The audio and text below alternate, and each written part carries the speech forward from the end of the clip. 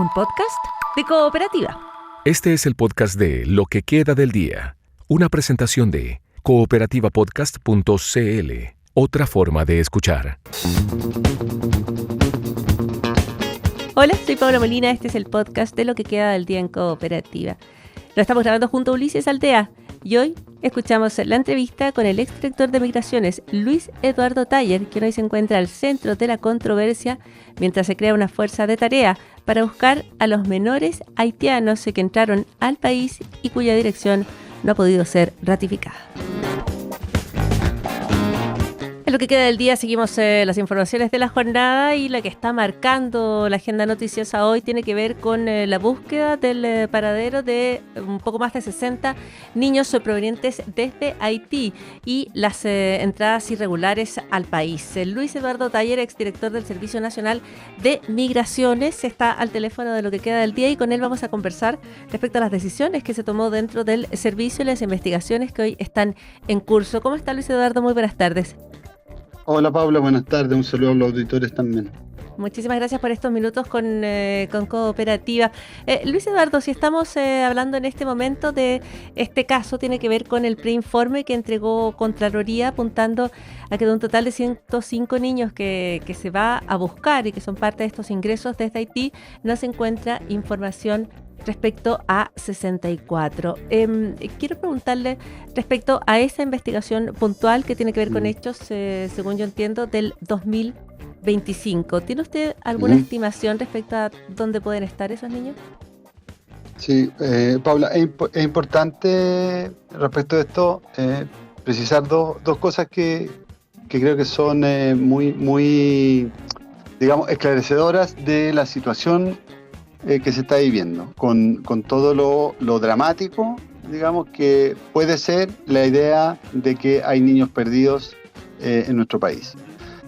Primero, estamos ante un preinforme que lamentablemente se filtró, y todos sabemos que un preinforme de la Contraloría aún requiere de incorporar ciertas respuestas que han dado las instituciones. Eso es lo primero. O sea, entiendo que se ha informado desde la Contraloría que el informe con los resultados finales estará la próxima semana, ¿ya? Donde tendremos los datos definitivos y la información definitiva. ¿Ya?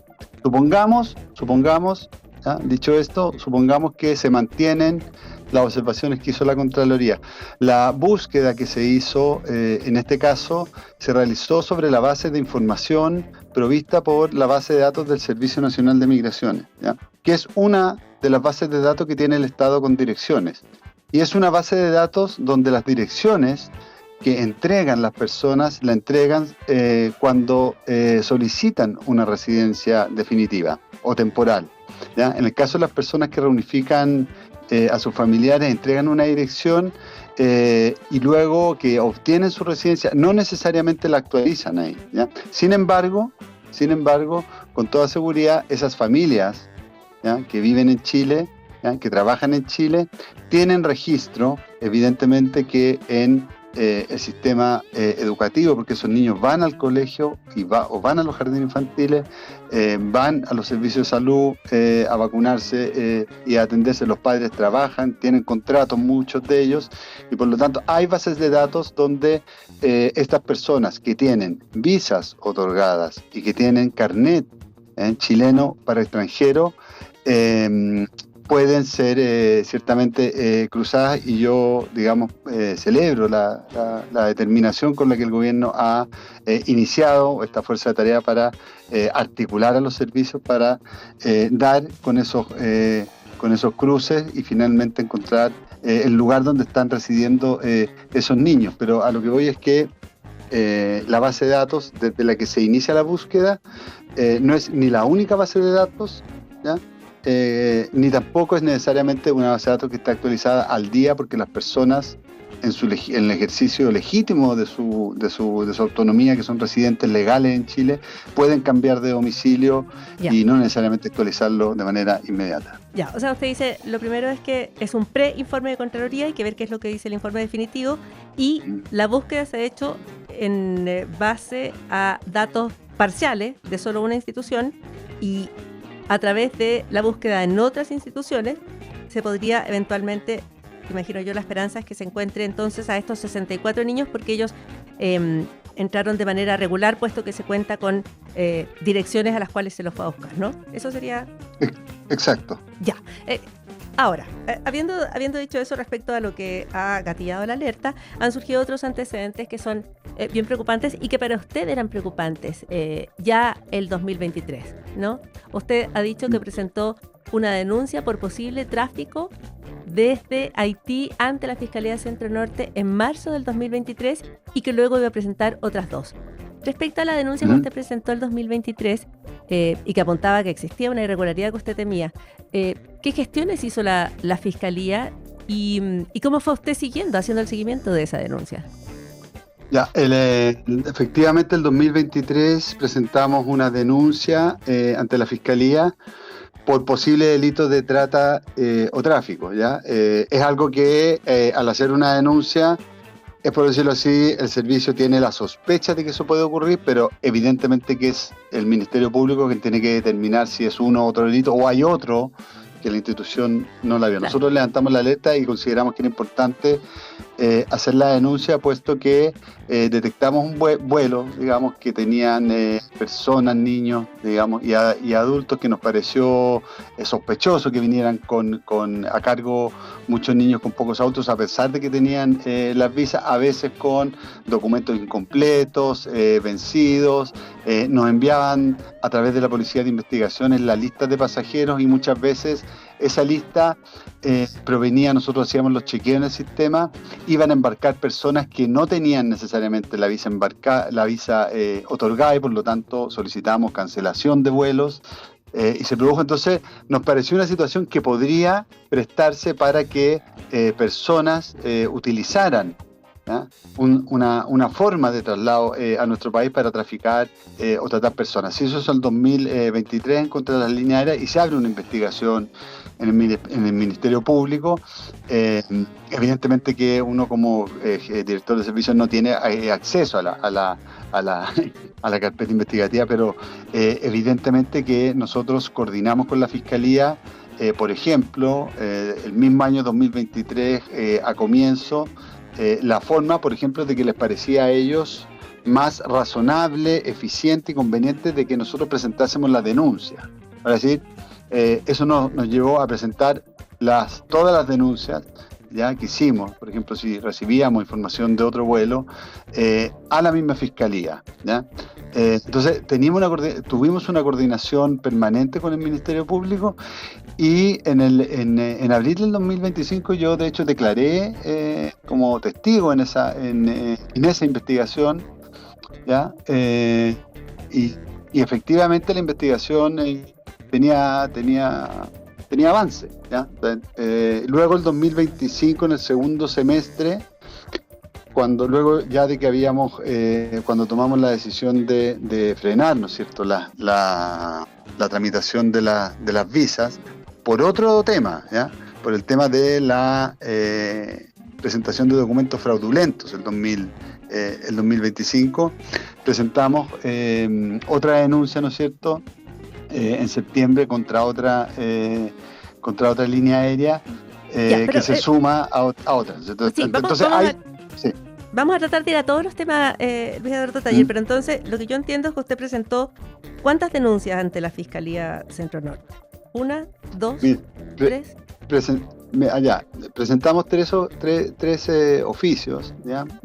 Donde hay muchas situaciones dentro, 3 oficios de denuncia, donde hay muchas situaciones, pero en el curso del tiempo, cuando detectábamos una situación, no presentábamos una nueva denuncia, sino que más bien enviábamos la información a la Fiscalía para que esa nueva se incorporara, digamos, antecedente se incorporara en la investigación que ya estaba en marcha. Perfecto. ¿Y cómo se entiende, o me imagino que se debe entender de alguna manera, pero la Fiscalía Nacional abrió el lunes la investigación por oficio por las irregularidades en el proceso de reunificación familiar?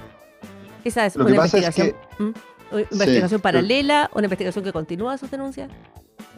Sí, hay una investigación nueva en base a otra denuncia que se hizo desde el Servicio de Migración, entiendo, no contra líneas aéreas directamente, entiendo, sino que a propósito de información recopilada en este preinforme, que tiene que ver con adultos que ingresaron muchas veces y salieron muchas veces de Chile con grupos grandes de niños. Entiendo que la denuncia es por un hecho distinto del que nosotros denunciamos el 2023 y el 2025, que tiene que ver más con la detección de las líneas aéreas como un eslabón de una eventual cadena en la que participen traficantes de personas o tratantes de personas. Por lo tanto, Fiscalía debe tener ya varios antecedentes respecto a eso si usted dice que las denuncias estaban planteadas el 2023. En marzo del 2023 la primera. Ahora, en julio del 2023, la Cámara aprueba esta resolución que pide evaluar flexibilizaciones en los documentos para quienes vinieran desde Haití. Y allí está el voto a favor del actual director de Migraciones, ¿no es cierto?, cuando era diputado Frank Sauerbaum. Pero él ha dicho que ese no era un documento vinculante.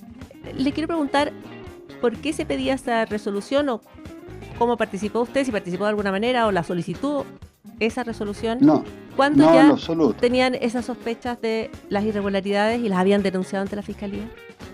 Sí, no, a ver, y aquí yo creo, Paula, que es importante separar las denuncias que hicimos nosotros en 2023 y también las que hicimos en 2025 a propósito de las líneas aéreas, tenían que ver no con problemas o detección de documentos fraudulentos, sino que tenían que ver con una situación preocupante respecto del traslado y la llegada de niños.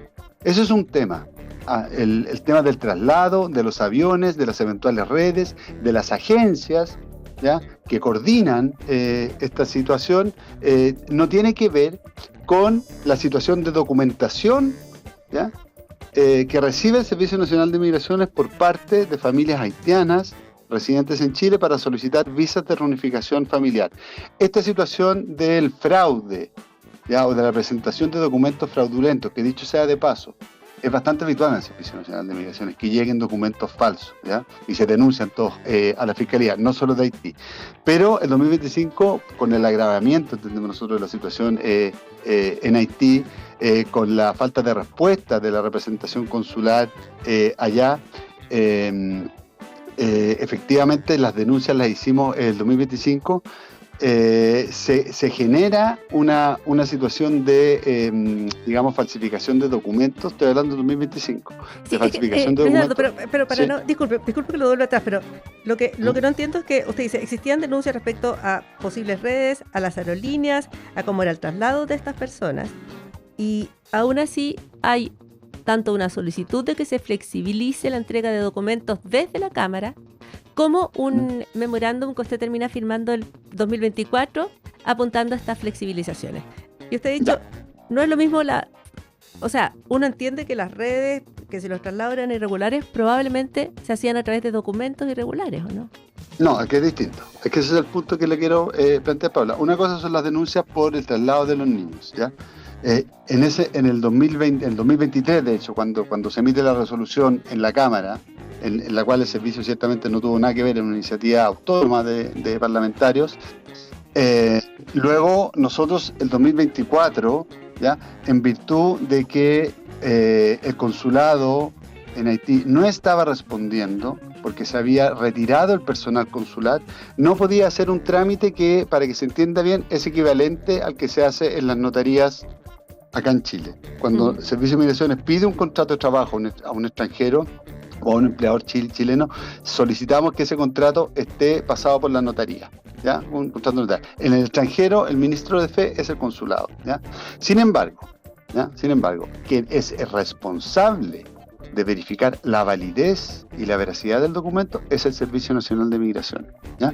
Por lo tanto, no habiendo consulado en Haití, ¿ya?, la instrucción que yo doy el año 2024 es eximir, no del documento.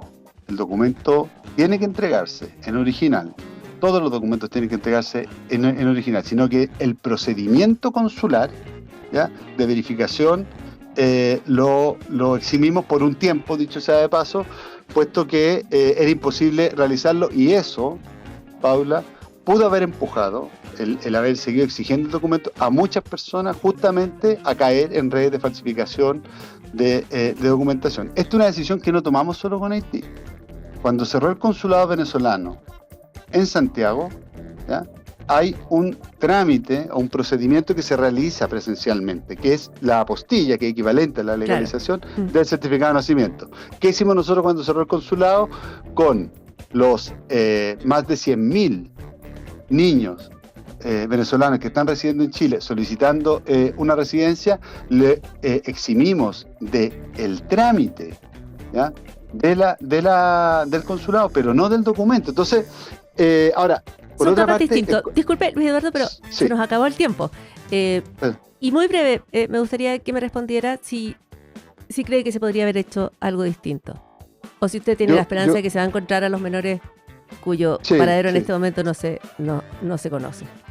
Sí, yo tengo más que la esperanza, yo tengo la certeza de que esos niños tienen una visa, tienen un carnet, sus padres son residentes definitivos, hay información de ellos más allá del servicio de migración, ¿ya? O sea, hay información de esas personas y yo más que esperar tengo la convicción de que eso sí va a ocurrir. Y respecto de la autocrítica que me han preguntado bastante, creo, Paula, que el estar en el gobierno en situaciones que no son las óptimas y tener que lidiar con países que están en descomposición institucional, en crisis o con los cuales no hay relaciones, nos obliga a ser mucho más eficaces en, por ejemplo, los mecanismos de intercambio de información para que el Estado en su conjunto la tenga oportuna y no esté la información fragmentada. Porque si hoy día tuviésemos nuestra base de datos de servicio integrada con la de educación, integrada con la de salud, podríamos perfectamente tener hoy el domicilio actual de esos niños. Ya, pues Luis Eduardo Taller, muchísimas gracias por los minutos con Radio Cooperativa. Se nos acaba el tiempo para un tema que tiene muchísimas interrogantes, pero agradecemos los minutos y la entrevista aquí con la radio. Gracias, Pablo. Buenas tardes. Buenas tardes.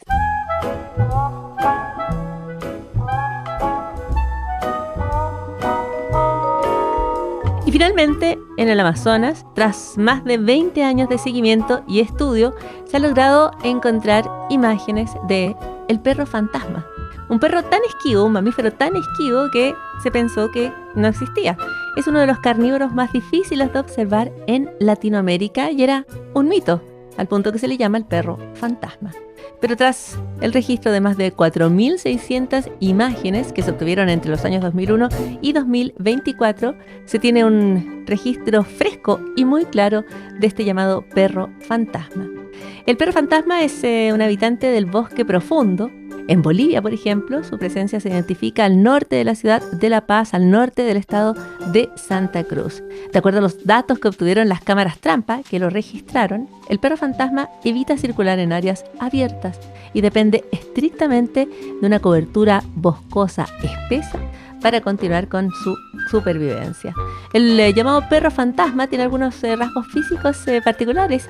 Tiene las patas relativamente cortas, las orejas pequeñas, el pelaje oscuro. Una de sus mayores rarezas son sus patas, que son como palmeadas, en una cuestión poco común entre los cánidos. El estudio revela que, aunque tiene actividad nocturna, es principalmente activo durante el día y sus horas favoritas son el crepúsculo. Y eso también es parte de lo que queda del día. Aquí termina el podcast de Lo que queda del día. Lo escuchas en vivo de lunes a viernes desde las 5 de la tarde en Radio Cooperativa y todos los días en cooperativapodcast.cl.